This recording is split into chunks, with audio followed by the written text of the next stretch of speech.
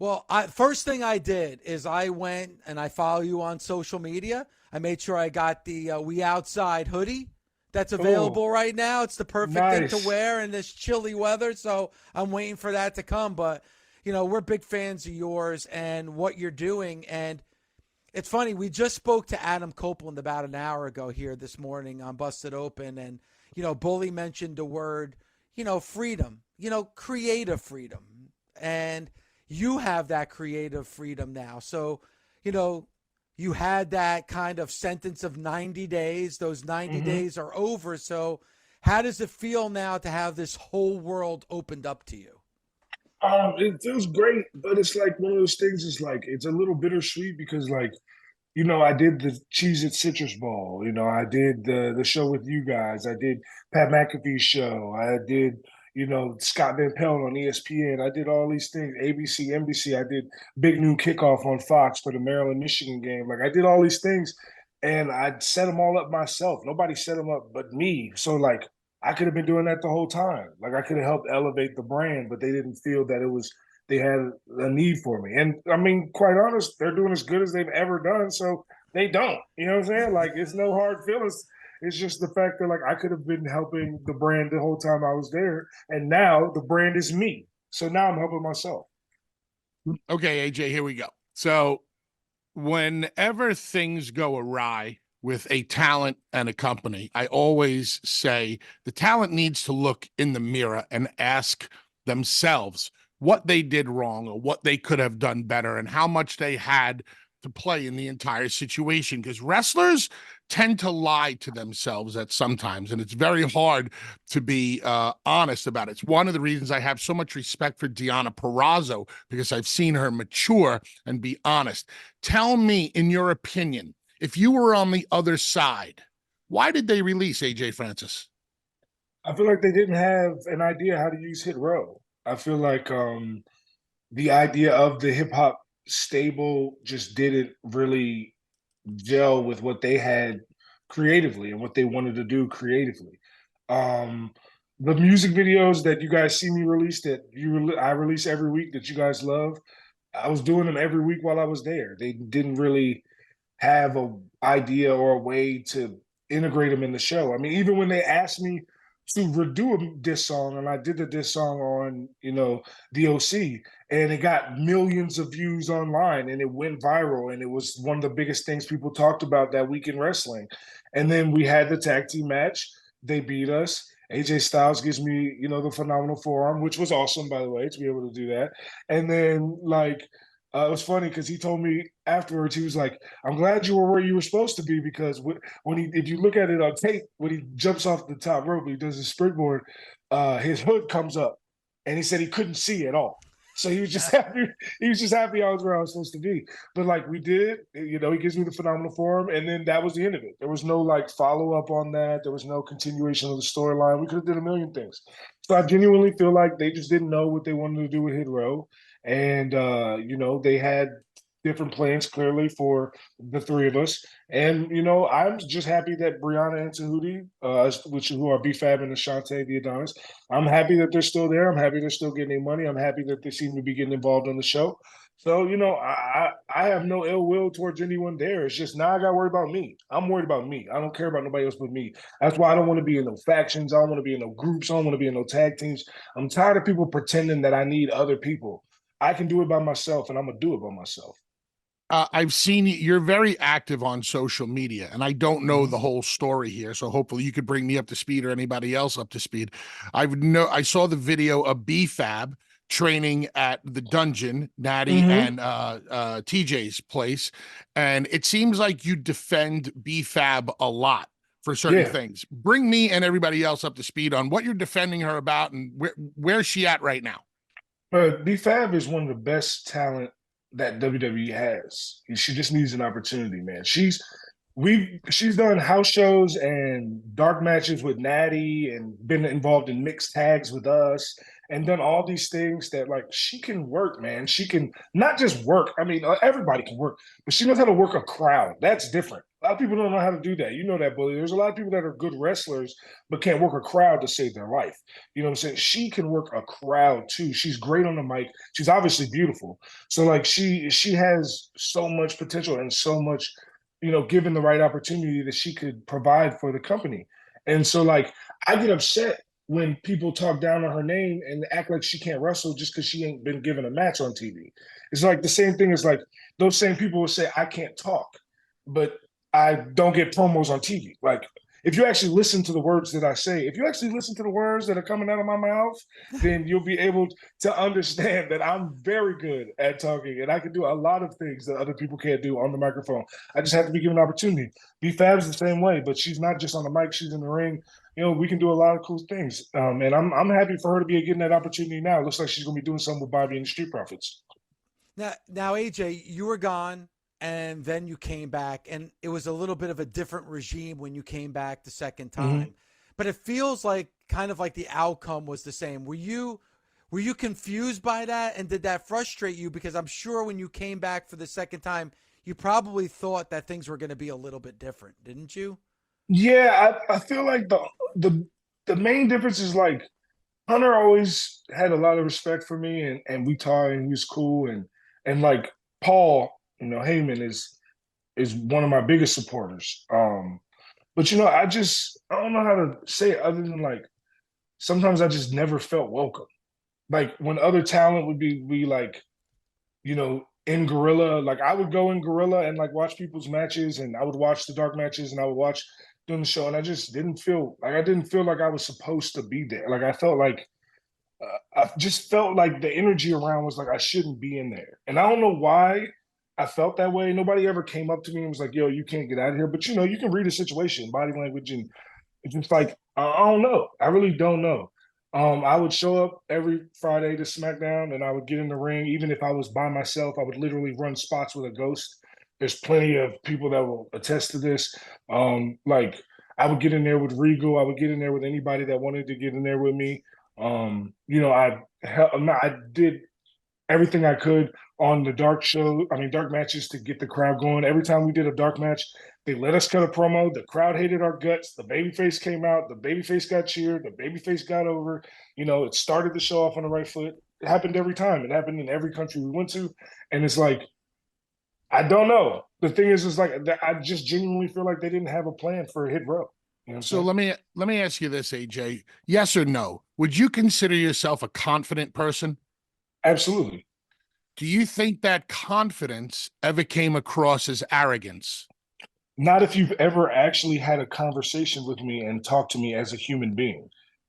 You know what I'm saying? Like if the only thing you've ever done is try to talk down to me or like say, whatever, then you might not like how I am. But like people who've ever actually had a genuine conversation with me enjoy my presence, enjoy the things that I bring to the table. You know what I'm saying? Like, and that's not just like B-Fab and Ashante, that's Rey Mysterio, that's AJ Styles, that's Randy Orton, that's Sheamus, that's Cody Rhodes. That like the list goes on and on. You can name all the guys on the roster over there, like the Usos, like you know what I'm saying. So like all of those, if you ask them about me, every single one of them will have good things to say. You know what I'm saying? So it's like if you think that my confidence comes off as arrogance, is because you don't actually take any time to talk to me and get to know me and see me as a human being.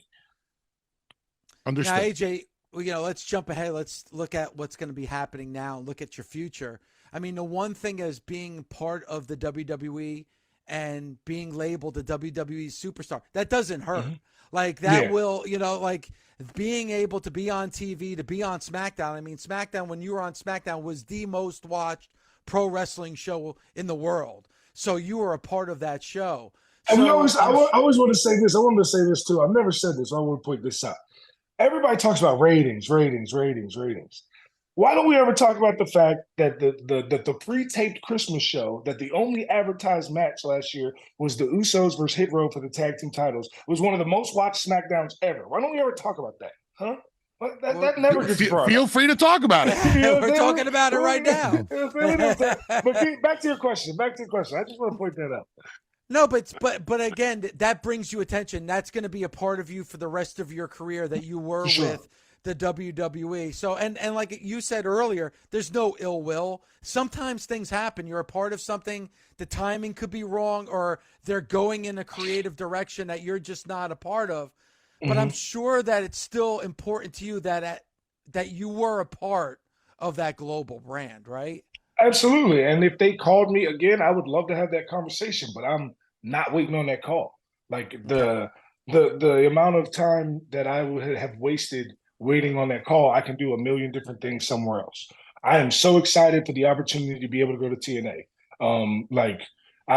TNA is how I found out about AJ Styles and Samoa Joe and these other guys. Like, you know what I'm saying? Like that TNA has been around so long, and I've always wanted to be a part of it. You know what I'm saying? Obviously, like when you go straight to WWE from the indies, you don't get a chance to go to TNA. And, it was Impact at the time anyway, which it's not no different. But at the end of the day, like when I was watching TNA, it was TNA. You know what I'm saying? The main event mafia. You know what I'm saying? Aces and eights. You know what I'm saying? But you know what I'm saying? Like when I was watching TNA, that's what it was. And like I'm excited to go there. And I'm excited to go everywhere in the world. I just did this past weekend, I did a show in Miami for CCW. It's the biggest show they ever had. I did a show in Memphis the very next day, biggest show they ever had. So like business is booming. I'm happy, man. And I get to do what I want when I step off that plane. And that freedom alone, like you just said, is worth everything. You have to feel, let's use Matt Cardona as the best example of somebody who left a major company who is flourishing and thriving on his own. I think you have the opportunity to do the same thing because you have so many avenues. Other than wrestling, you have music. You do a lot of different things. With TNA, you're going to be debuting your new video at Hard to Kill from the Palms in Las Vegas. Are you also going to be wrestling for the company? See, that is a thing that you have to tune in to find out. You know what I'm saying? It's we're going to keep kayfabe alive. You know what I'm saying? But as of now, it's definitely the plan is the music video on Saturday. It's really cool because it's at the Palms and, DJ Who Kid lives in Vegas. So it just made a lot of sense for us to set that up. But yeah, like as one thing about me, Bully, if the money right, I'll do whatever you need. You know what I'm saying? So, but you can genuinely say if there was an opportunity there, you would love to work for TNA. Absolutely. That's not even a question. There's not even a question. Cool. That's already, that is a bona fide guarantee. Like if they're not just TNA, like I love working for TNA. I'm ready to work everywhere. I want to be all over the world. I have a point to prove. You see what I'm saying? So like I said this before in interviews, like that first 24 hours after I got released, I was like, are you serious? Like I was furious. But then I was like, all right, they don't think that I'm worth something. We're going to see. So is that your point that you're looking to prove that you are worth something? Oh, I'm looking to prove that I am the thing that you're looking for, that every company needs. When GCW announced that I was going to be on their show January 26th in Tampa, it was the biggest social media reaction they got. Go to look at Impact's page. Other than the title belts being displayed yesterday, you know what I'm saying?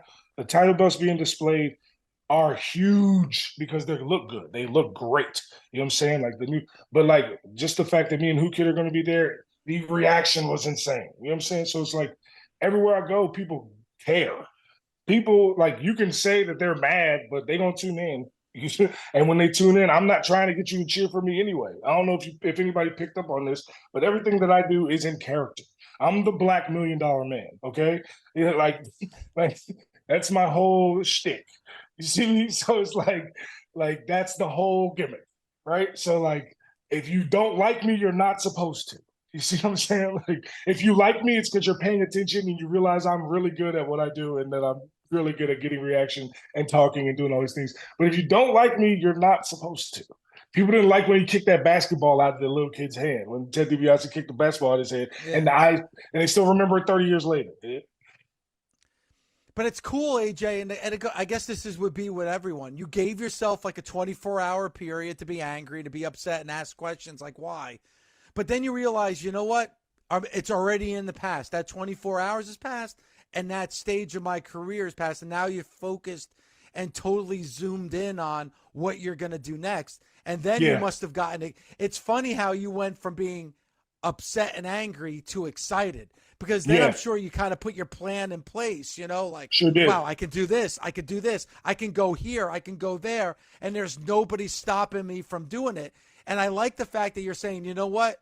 As much as you love being a part of a faction and being part of Hit Row, now it's about you. So now you don't have to worry about a partner or how people are perceiving another person in your faction. Now it's completely and focused and centered around yourself. See, it's funny, and that's the difference between the last time I was released and this time. Is the last time I was released with the rest of Hit Row. And like, to be completely honest with you, man, I don't need the rest. Like I ain't got enough money to never work again, but I got enough money that I ain't got to work for a long time. You see what I'm saying? So I can sit back, relax, and just, sip a Mai Tai on the beach if I wanted to.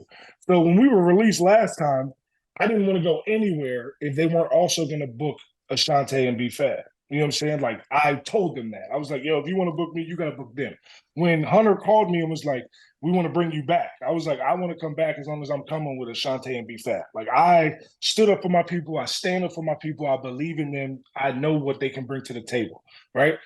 Now, I'm just worried about me, bro. I have to worry about nobody else. The ball is in my court. It's going to go as far as I take it, and I'll have nobody but me to look at with the success or the failure of it. And the fact is, it's already been very successful, and it's going to continue to be, because I am ready and motivated, and I care about how my character is presented. That's why I always play my character. I've got 4 promos online that have all done great numbers within the last week. Who else is doing that? You know what I'm saying? Like, who else is doing that for real? Like, I'm going to drop another one in the next couple of days for Hard to Kill. Like, who else is doing that? And so I'm really out here doing everything that I can. I cut a promo on the Citrus Bowl sideline. You see what I'm saying? Like, this isn't a game for me. I understand the opportunity that's in front of me, and I'm not going to waste it. If things did work out with TNA, is there anybody there that you have animosity with walking in the front door, or is there anybody there that you could see yourself making some money with? Oh yeah, there's this guy named Bully Ray that I definitely know I could make some money with. Tommy Dreamer for sure. We got Moose for sure, Chris Bay for sure, Sabin for sure. Some of the best in the business are in that company. I can't fight her, but and it looks like she's gonna roll out anyway. But Naomi for sure. We got. I said Naomi, but Trinity. I would love if we could work it out. Jordan. I feel like I saw you took her finish. I feel like I could too. You know what I'm saying? Like, I feel like we could do some good work there. So there's a lot of people in TNA that I'm very much looking forward to working with, because there's so much talent on that roster. Like, people don't understand how the casual wrestling fan that only watches WWE and doesn't watch TNA doesn't understand how deep and talented that roster is, and especially all the people that they bring in, to do one-off shows that are incredibly talented, like a Will Ospreay. So like the sky is the limit in TNA, and I'm very much looking forward to it. Knowing that Thunder was one of the hosts this morning on the show, you still joined. You are truly a professional, Julia. So thank you for doing that. And I always said that about Julia, that she is a professional, that she knows what's up. She's humble. She is there in her position because she's worked very hard. And I have to acknowledge that. No, she is the one who I had a match when I first was announced that I signed with AEW. And she is the one who, made the honors for me to return after an injury on the last match. However, let's not take the fact that you are the champion, Julia, a TBS champion, one of the youngest champions in our company. And I'm looking for gold. So I'm just saying, putting it out there. If that, aligns up, I will love to be, in the ring with you one-on-one, not in a tag match. I would Just love saying. to. One-on-one would be great again. Next time, I feel like this time will be more prepared than the last time. It was one-on-one, you know. So yeah, I think it would be great to work with you again, Thunder. Yeah, that would be great. Can you think about like how much you've grown as a performer? Obviously, Thunder came in and it was a big announcement. Your position on the card was a lot different than where you are now. Now you are the champion. You are the youngest champion. You're doing a great job. I love Sky Blue as well. I think you guys are doing awesome. But how different is that transition from when you came in and Thunder was coming in and there was a big announcement and she went on, she was doing awesome things, but you were still learning and growing in that period to get to where you are now. I mean, you've come so far in such a short time if you think about that. Can you talk about that? Yeah, it is just a really short time. And when I wrestled Thunder back then, I was just like a little pipsqueak, little preppy, you know, not knowing what she's doing, trying to figure herself out, and knowing what she is doing is not what she wants to do exactly. She has more potential. And the cheer stuff, I just need to get out of it and grow out of it. I had done competitive cheer for 6 years. I was still holding on to it because I loved cheer so much, and I just needed to let it go and needed to grow up, so to say. And then I did. I call like the varsity blondes like my high school and the House of Black like my college. Like it really just grown up as a person as it is. So yeah, definitely just a little pipsqueak to just mature lady. Mickie and David, Julia actually has a thing for horror movies. Ooh. And a part of her entrance and a part of what has made, you know, Julia right now, it's that dark side. Can you tell our listeners more about the dark side and who Julia Hart is now versus, you know, the cheerleader? Yeah, growing up, my mom's favorite holiday was Halloween. So we really got into Halloween growing up. I think one thing that's really sticks out to me is when I was younger, the Michael Jackson Thriller music video. I was obsessed with it as a kid, and I would show like my younger friends like the video, and they would get scared, and I would like laugh at them for being scared. And you think this is scary? Like I loved seeing other people get scared as well. So I don't know, it's just something about that was like, I'm not scared and I can control what I'm thinking and I'm not freaked out by that. But I always thought that was so funny growing up. I'm a big horror movie buff. What is your favorite horror movie? I love Insidious and I love Sinister and I love Annabelle. So those are probably like, I love that type of horror. Some people like, you know, Chucky and the slasher movies. I'm more to like the actual, like, just the not okay stuff. Like the disturbing stuff. The disturbing stuff. I'm more of that. That really dark, and it's just so creative what people come up with, and it's really just an art of everything that they come up with. So it's really cool. I have no idea what you guys talk about because I don't watch scary movies. I don't watch horror films. I had nightmares. It's terrible. They stick. Yeah. So you guys started talking. Oh, even Chucky. I've not seen Chucky. Oh, really? I've not. I think I've watched maybe a tops 3 minutes of it. There was a doll with a knife, and I went in the other room. It was the first one because the first one gave me nightmares since when I was little. I was terrified. But it's scary. Lost me at horror film. Julia, with the whole your whole concept of a Julia Hart right now and in the House of Black. Can you talk more about how you created this whole persona, or did you have any help from the House of Black to recreate Julia Hart? I will say I did have help like in ring wise and figuring out myself, but character wise, Malachi wanted me to present what my thought of his concept was and if I understood what he was doing. So when I asked to join House of Black, he said, come up with a promo and I'll see what you got. And I was like, okay. And I spent like 2 weeks working on this promo, and I made like a presentation and I watched movies on characters I thought I would resemble, all of the things. And then when I finally showed him what I had, he was like, yep. And then there was kind of like no more direction after that. He was just like, yep, you get it. And I was like, oh, okay. Yeah. I will say your entrance is so fantastic. And I'm a big entrance and character person. So I think that, you know, it's so important to be a strong wrestler, and obviously that you've grown so much in that, but your character part is one of the most important elements of like really transcending and coming out of that box, right? Like is the commitment to that character. And I think you've done a really good job with that from your entrance into just like the in-betweens and stuff, like just the little pieces. So good job. Thank you. Yeah. Yeah.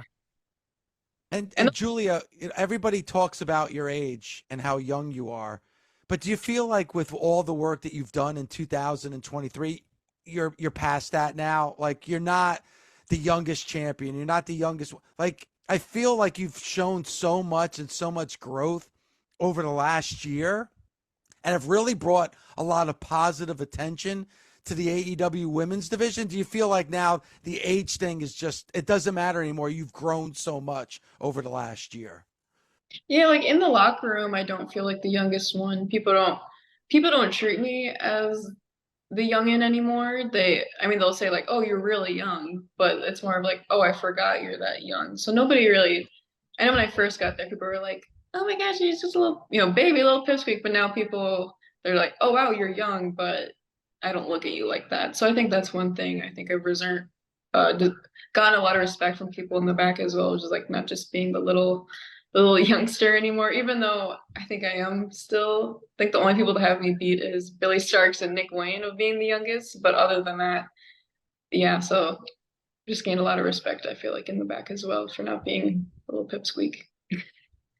Julia, who were your main mentors when you first started wrestling? And how that developed on the way that you see professional wrestling? Like when I got into AEW? Even prior or during the time in AEW? Or like when I was like a little kid watching? I guess maybe, fan too, both maybe, right? Yeah, I think who inspires you as a fan kind of helps you, because then you think about that of when you're starting to like get into wrestling because you're trying to figure out who you are, right? Yeah, I would say when I was younger, I would say my two biggest that I looked up to the most was AJ Lee and Alexa Bliss.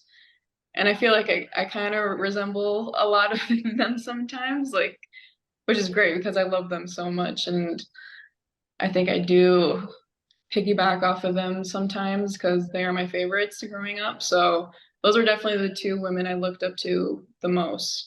And then for men, Jeff Hardy was always my number one growing up. And trying to think, it depends on like the periods of times because you have favorites and then you like move out of who's your favorite.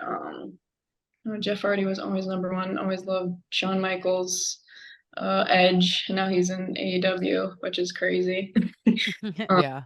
He actually told me, sorry, I have to say this. He told me the other day, he came up to me after my entrance and he was like, "You look so cool." And I was like, "No way." He did, no way. Oh my God. But Yeah. So definitely that. But then getting into AEW, Cody was always a huge help, and QT, Dustin were the people that really took me under their wing. And then now House of Black with Malachi, Brody, and Buddy just helped me with everything now. So it just depends on the timelines. Yeah. Yeah. That's awesome. Julia, how's it been for you? I mean, you're a star. You're on national TV every week.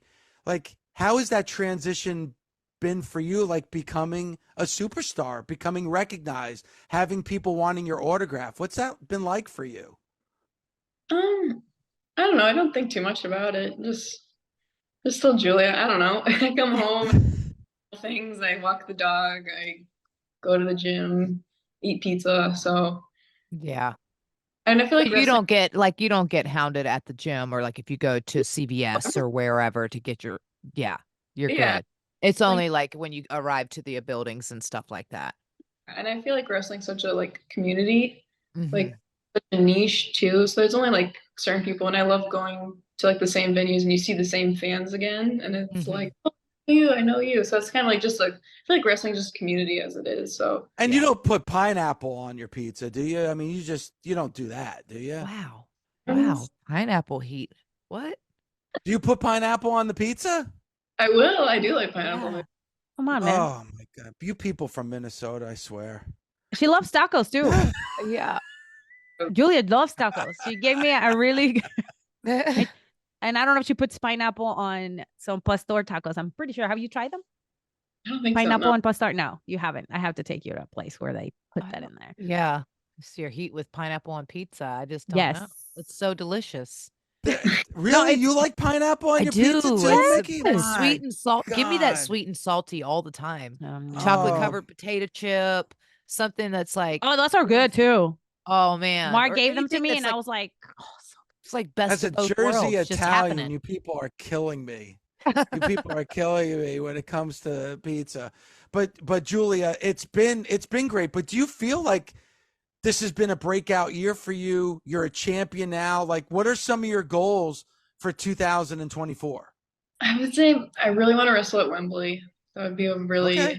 but I think last year my goals, I really wanted to be in like the poster was like one of my goals and to be on a pay-per-view. And I've done those. And this year I'm like, well, I might as well just think big because it's possible. So like maybe Wembley would be a really good goal for me. But I also don't like to get too overwhelmed if like I like to take things at a time. And if I don't reach those goals, then I don't get upset. So just focusing on being on a really good champion for the women and putting on the best matches I can put on and hopefully Wembley. love Julia it. definitely has been someone very positive in the locker room. I've known her for ever since I got in there. You were one of the first people that I trained with, and I always said it, and I continuously say it, and I say it to you many times that I'm very proud of you for what you've done. And one thing that people need to understand about Julia is that she is very hungry and she never stops getting better and receiving feedback and working on herself. And as you guys seen as fans, you've seen what she's done inside and outside of the ring. We're very, very proud. All the ladies at AEW are very, very proud of your success. And the mindset that she has or that you have, Julia, it really speaks volumes of the person that you are. So you should be very proud of yourself. Thank you.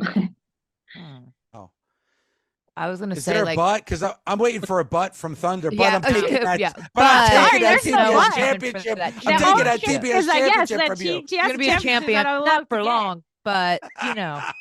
But I was gonna say, do you think you accredit? Because I love that because that's probably why you've been able to achieve so much and do so much and excel in a short time to become the youngest champion. Do you think because of your cheer background, because if you were doing team competitions and stuff, you've been coaching and been coached, because I think it's for a person to be coached, to be trained, sometimes it takes like a lot of ego check for a lot of people. And Yeah. I think so, but a lot of times that's why a lot of these athletes that have been athletes since children, or gymnastics or cheer or football or whatever, they do excel quickly because they're able to listen to coaches' advice and like really just like focus on the things. Do you think that's helped you both in the locker room and, as Yeah. far as being a team and also being coached?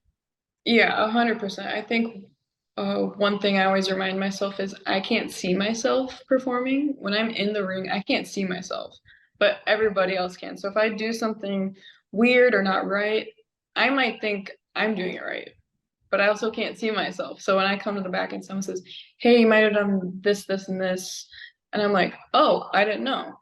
Thank you for telling me," because I can't see myself. But unless I like watch it back, then I'm like, "Oh, that's right. That does not look great," because in cheer, that happened all the time. Right. So, and also my trainer before the Nightmare Factory, Ken Anderson, he always said that you know who's watching. Like he said, even a janitor could tell you like, "Hey, that looked weird, and you should take his advice because you can't see yourself. You don't know what you're doing." So, yeah, it could be anybody. Yeah, I love Ken Anderson. I didn't know that he trained you. Yeah, he met I met him when I was like 15 and Yeah. that was like real pipsqueak. I shouldn't even been but yeah, he was the best. He's the best trainer.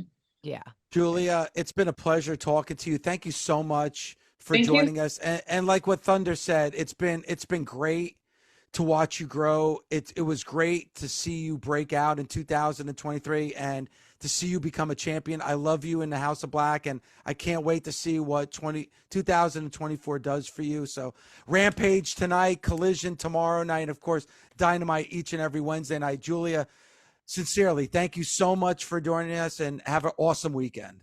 Thank you so much.